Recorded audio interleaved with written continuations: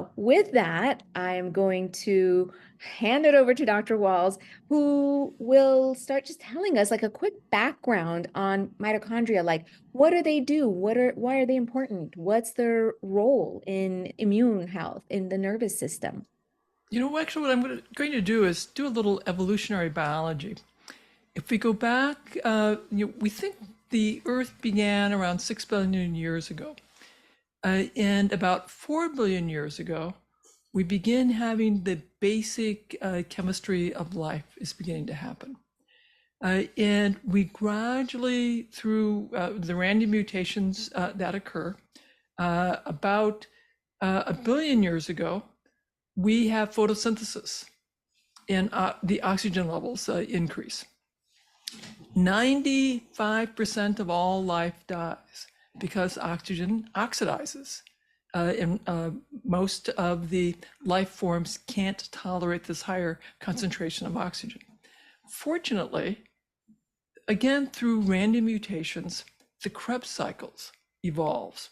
And there's an ancient bacteria that is able to utilize this oxygen to more effectively generate ATP, the adenosine triphosphate, the molecule that that we can use to drive the chemistry of life that we want to have happen. These ancient bacteria that utilize oxygen are engulfed by a larger bacteria, and that is the beginning of mitochondria. These new bacteria thrive, again, over millions of generations. They become multicellular organisms and will eventually become, plants and animals, mammals, primates, and of course, all of us. These ancient bacteria, the mitochondria, are the most efficient way for our cells to generate adenosine triphosphate, or ATP. And our cells use the ATP to jumpstart the biochemical reactions that need to happen.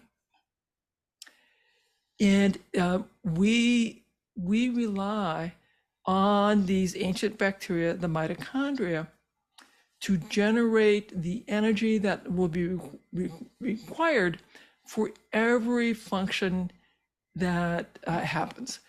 So whenever you can't make enough ATP, the tasks assigned to that cell will begin to falter. And the cells that have the most work that they need to do, that would be our brain cells, our heart, and our retina cells, have the highest concentration of mitochondria per cell because they have to generate the most ATP.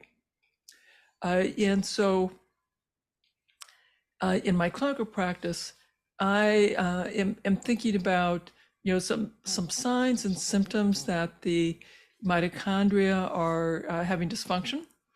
So in the brain, I'm thinking fatigue. I'm thinking mental health symptoms, anxiety, depression, irritability, brain fog. Most of my brain activity is inhibiting and calming my brain down. So if I can't inhibit that response, I'm going to be more irritable. What Susan says will be much more easily offending me, as opposed to if I'm having my normal amount of ATP being generated. I'll have more fatigue. I'll have more anxiety, and I'll have more difficulty with memory recall. I'll have more difficulty with verbal finding words. I'll have more difficulty finding my way in space. I'm more likely to have problems with my vision. I'm more likely to have accelerated macular degeneration of my retina. I am more likely to have difficulty with my heart, with heart failure and with heart disease. So that's a really beautiful description of how mitochondria came to be evolutionarily and what they do for us. So they're basically our power plants of our cells, right? They fuel our body. And if they're not working, what are the symptoms we get? As you mentioned, I think you said fatigue, brain fog, anxiety, depression, mood is off. Yeah, those are the early symptoms. You'll probably also have more pain Mhm. because the brain and the spinal cord, part of their job is to moderate pain. And again, if my brain is short on ATP, my spinal cord is short on ATP, pain will be a much bigger problem as well. And that even extends to headache, migraines. So many systems are impacted because you basically fall into an energy crisis, right? When your mitochondria are failing for whatever reason. And tell us about what mitochondria need to function. Like what has to Well, happen at that molecular level for if them you to can sort of work? think back to biology class, you may remember that at least when I took biology quite a few years ago, I remember the mitochondria was an oval with a lot of squiggles down the middle. And the outer membrane, and then there's the inner membrane, which is all of the squiggles. The proteins that do the chemical reactions that make ATP are embedded on the inner membrane. We need to have healthy membranes on the outside and on the inside for the mitochondria to work. So one of the things that we need to have the healthy fats. You need omega-3 fat from wild fish, grass-fed meats. You'll need the omega-6 fats from nuts and seeds, and you need cholesterol to make those cell membranes. We're used to thinking cholesterol is a terrible, terrible, terrible food item that we should avoid it at all cost. Well, you can't avoid cholesterol at all costs because you really need it to have a healthy cell membrane. So we need healthy fats. We also need the B vitamins. In most of the B vitamins, thiamine, B1, B2, riboflavin, niacin, B3, B5, pyridoxine, B9, folate, B12, cobalamin, they're all involved in part of the mitochondrial processes. And We have minerals that are involved, particularly zinc and magnesium, that are important in the mitochondrial processes. And if we are short on those key nutrients, we're going to have a hard time making our ATP. Now, some of the proteins that are involved use something called coenzyme Q, ubiquinone, that's one of the reasons why coenzyme Q is a popular supplement in B complex, magnesium and zinc. Those are very helpful supplements for mitochondrial function. There are a couple more supplements that can be very helpful: lipoic acid and carnitine. Those two amino acids help shuttle fats into the mitochondria so the mitochondria can utilize fat sources.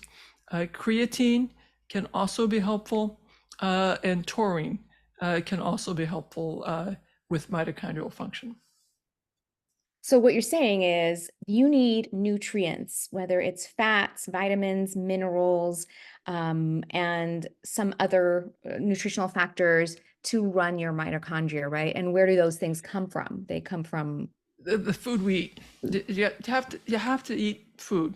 And I'll tell you, if you look at the NHANES data, which is a nutritional assessment that the NIH does every couple of years, looking at blood biomarkers, dietary recalls to know what is the status of the nutritional intake, and we do it by gender and by age group.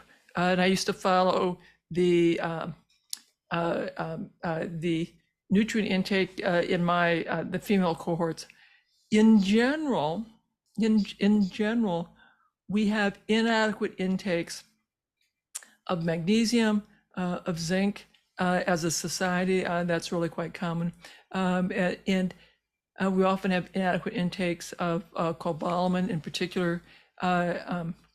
I used to know how frequently we were inadequate for each one of those B vitamins.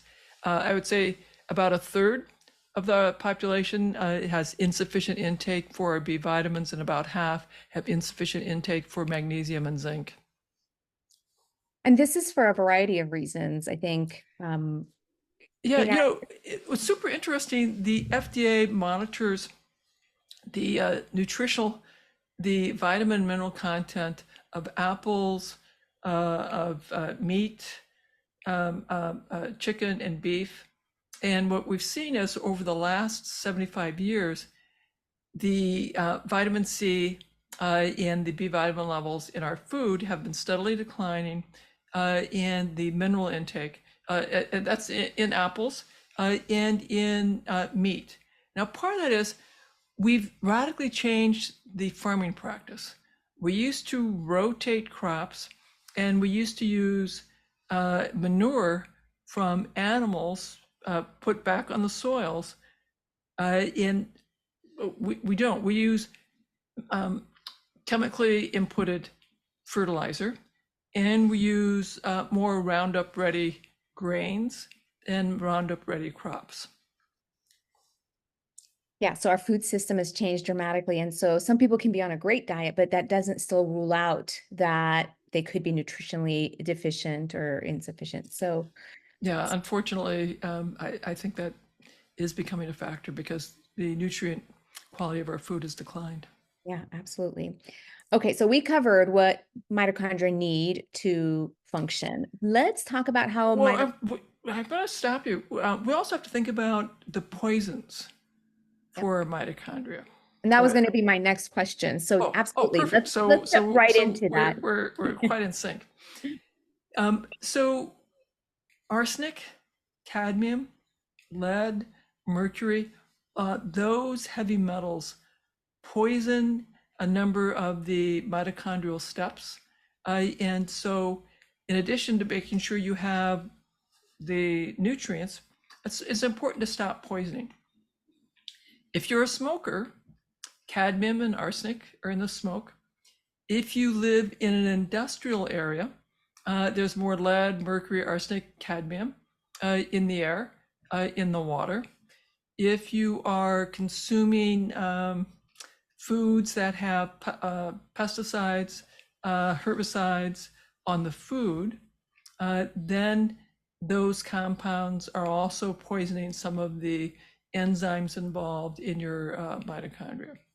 And then I want to remind people that when we're eating a great diet, the question is, can you digest and absorb the food that you were eating? Depending on the health of your gut, do you have the right microbes that help you make the vitamins, metabolize the food? Do you have enough absorptive surface area in your small intestine to absorb all of the nutrients? And depending on what's going on, you may be developing, because it's actually quite common. If you have one autoimmune disease, and I'm assuming that many of you here have multiple sclerosis, and that's why you're here. We know if we don't address some of these root causes every 5 to 10 years, you'll have another autoimmune disease, whether it might be psoriasis or eczema, or an inflammatory bowel disease of some type, microscopic colitis, a autoimmune disease involving your pancreas, your liver, your stomach, that compromises your ability to fully digest and absorb your food. Yeah, so unfortunately, if you have one autoimmune disease, you're at risk of getting others higher than We'll other. keep getting more. Yeah, and what you alluded to was like you could be eating a great diet, very nutrient dense, but if your gut isn't working, then it's not going to get absorbed. And we talk about leaky gut a lot in functional medicine. In fact, it's part of the triad of autoimmunity, one of the three things you need to get yourself into an autoimmune state. So gut health is really quite important. And one of the best things we can do is probably just working on diet, nutrition, and removing factors that are damaging. So these heavy metals that you mentioned, are actually pretty widely available for Very, us to run into. And so we'll talk more about how we can minimize our exposures. Anything else you want to add to what can be damaging to mitochondria? lack of exercise. Yeah. So our ancestors, um, before we, mammals, we can generate heat. That's how we're warm-blooded. And our ancestors were outside in the cold, outside in the hot. And so we were comfortable living and existing in a very wide temperature range. And growing up on the farm, we certainly had to, when it got really cold, the chores were a whole lot longer and more complex. If it was minus 40, you were out there doing some pretty intense work in that extreme weather. And if it was really hot when you were baling hay, you had to drink a lot, and you had to deal with that really, really hot weather. And I invite all of you to think about, what is the temperature range that you are working in now? Because we have central air, central heat, for many of us, we have a very narrow temperature range that we operate in, 68 to 72 degrees. And we've lost a lot of that resilience in terms of being able to tolerate higher temperatures and colder temperatures, which decrease. It's sort of like being put to bed rest. We know that if we quit exercising and we go to bed rest, that is very deleterious to our health. And part of that is that we are not exercising our muscles. We are in our mitochondria aren't doing work in the muscles, and when we're not exercising our heat generation, our mitochondria are not doing work. When we're not exercising our cooling system, sweating, our mitochondria are not doing work, and that makes us progressively more frail.